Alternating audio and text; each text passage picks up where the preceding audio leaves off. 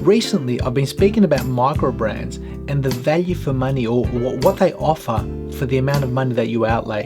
The looks, the styling, the overall features, I think they're really kicking way above their price point. Don't get me wrong, there's a lot of garbage out there as well, but there's also a lot of good stuff. A few gems amongst the mix. So today we're going to have a look at this Phoibos Eagle Ray compressor. It's a nice looking watch. There are a couple of things which I don't personally like about this watch, but overall, gee, what a nice proposition and a very versatile watch. Let's run the intro and let's check out this Phoibos Eagle Ray compressor.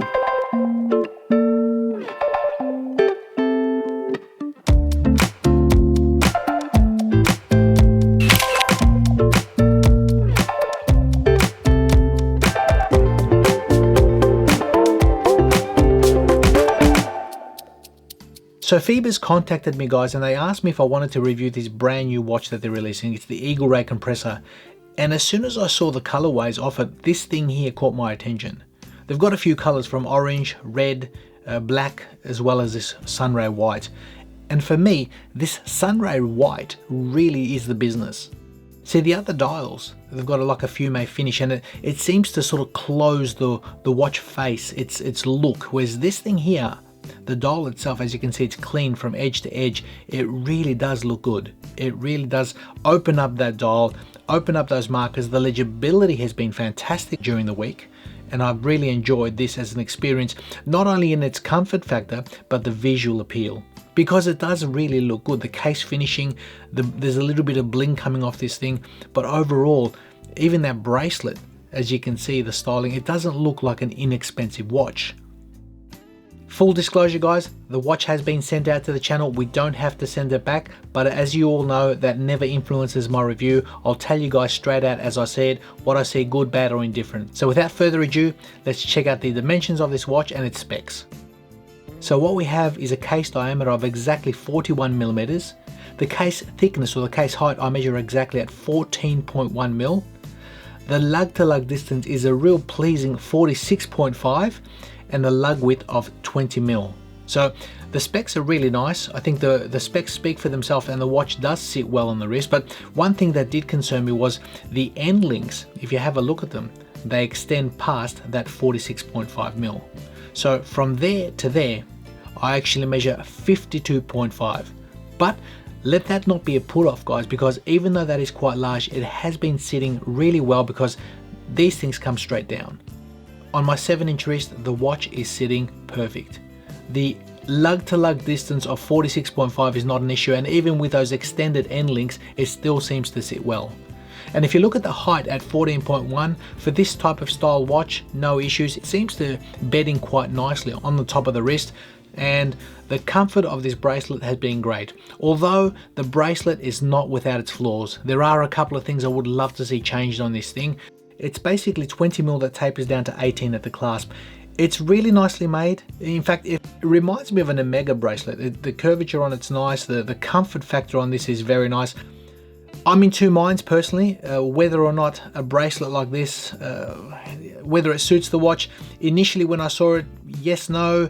I've experimented with different types of straps. I put a couple of rubber straps on this thing, and I think it really does not only escalate the comfort. I mean, the comfort factor is good as it is with the bracelet, but it just really works. I think the neutrality of that ivory dial and black, you can really play up with leather, rubber, and all the rest. And whatever straps I'm showing you here, guys, just check the description. There's obviously links to what I'm trying on this, just to show you some variety, just to show you some differences in the looks of this particular watch.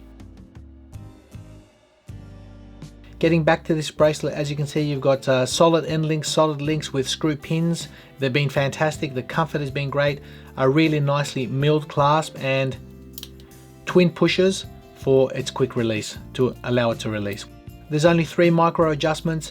I'd love to see an extra couple of holes in there, or alternatively an on-the-fly adjustment clasp. And again, I'm saying that because a lot of micro brands are offering it, and it's a no-brainer. In a watch like this, it really would have benefited.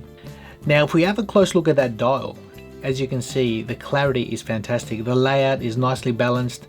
I'm really liking the quality of finish and just the overall balance and aesthetics. In fact, those hands are beautiful. The hands with that black outline on them, they've just seemed to be standing out. I've not had legibility issues. It's been a real pleasure looking down at the wrist on this watch. The ivory, I know they call it sunray white, but it's more of an ivory color in the flesh. It does look really nice. It's a really good finish. The sapphire crystal on this is a double dome sapphire, and it offers 3 layers of AR coating on the underside. It's been great. It really has, guys. It doesn't fully wash out. It's just offered the right amount of legibility. I think they've done a great job on that, so that's no issues. The indices, as you can see, they're all applied. They're lume filled with BGW9. In fact, there's 15 layers of BGW9 in those indices and hands, and there's also lume on that bezel. If you have a look, there's an inner rotating bi-directional bezel. I'll unscrew that for you guys. So as you can see, that bezel itself, I like compressor style watches because where you set that particular arrow, it stays. You lock it in, screws down, 200 meters of water resistance, that's not going to move. See, for me, I'd set that wherever you wanted to, and as a timer, you put it there, you lock it in, and you know that that's got 10 minutes, exactly 10 minutes to count down. It's not going to move, it's not going to accidentally get bumped. That's a real cool feature. Now, I'll show you guys the lume shot before we continue. And as you can see, the BGW9 is nicely evenly distributed. Personally, I think on that bezel, it could have been a little bit stronger because the indices and the hands are fantastic. They're doing a great job. The bezel is good. It's just not at the same level as those markers and hands. Now, the movement that is supplied with this watch is an NH35, and that's again probably one of my gripes. I think the watch is lovely. It's finished really nicely, and even though the NH35 is a workhorse, it's strong and robust, this would have benefited with a higher beat movement. It's just something nicer. Again, it's going to affect the bottom line, the price point.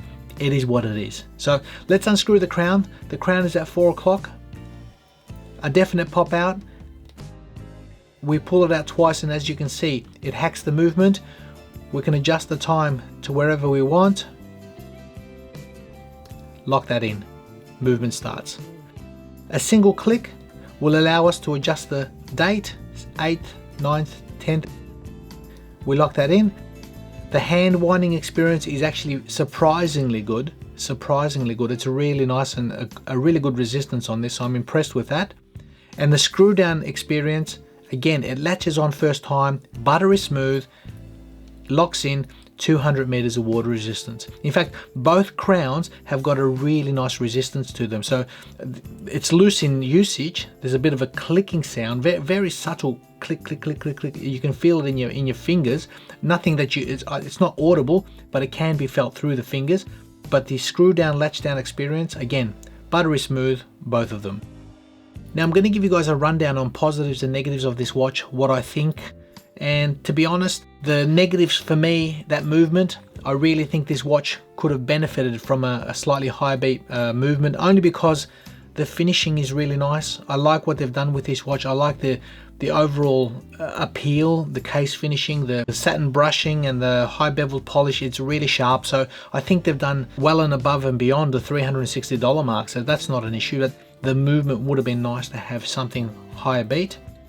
Those end links, another negative for me. I think it does extend the overall lug to lug distance, and a lot of people might get turned off with that. So that's a shame because the watch itself is lovely. It might present a problem to some, it might not to others, but I'm mentioning it nonetheless. That bracelet, for me, subjectively, I think, yeah, honestly, it would have been great to have either an extra 1 or 2 micro adjustments, or even better, on the fly adjustment. That's just an observation for me. Those Roman numerals for me are a negative, a subjective negative. I don't like them. I've never liked Roman numerals in watches. Not that there's anything wrong with them, that's just my personal choice, guys. So for me, the fact that they actually seem to disappear in that track is nice. They're subtle enough to be there, but also disappear when you're not looking at them. So it's a neither here nor there, but I do not like Roman numerals. That's always been my personal subjective view. And that's pretty much around the negatives that I can see of this watch. It really is a nice little unit. Positive wise, everything else. Seriously, everything else. I think styling, I think the look, it does look more expensive. It does look like a more expensive unit than what it presents itself. And on the technical aspect, when it comes to usage, no problems. Seriously, no problems. So let me know your thoughts, what you think. It's called the Phoibos Eagle Ray Compressor. Check them out. I'll leave the links in the description. Overall, a very nice looking watch. For me, visually, I don't have an issue with it. I've enjoyed it. A few little tweaks here and there can really make this a game changer for a lot of people. But apart from that, overall, a great little package. Thank you for watching, guys. Leave me your comments. We'll see you all in the next video.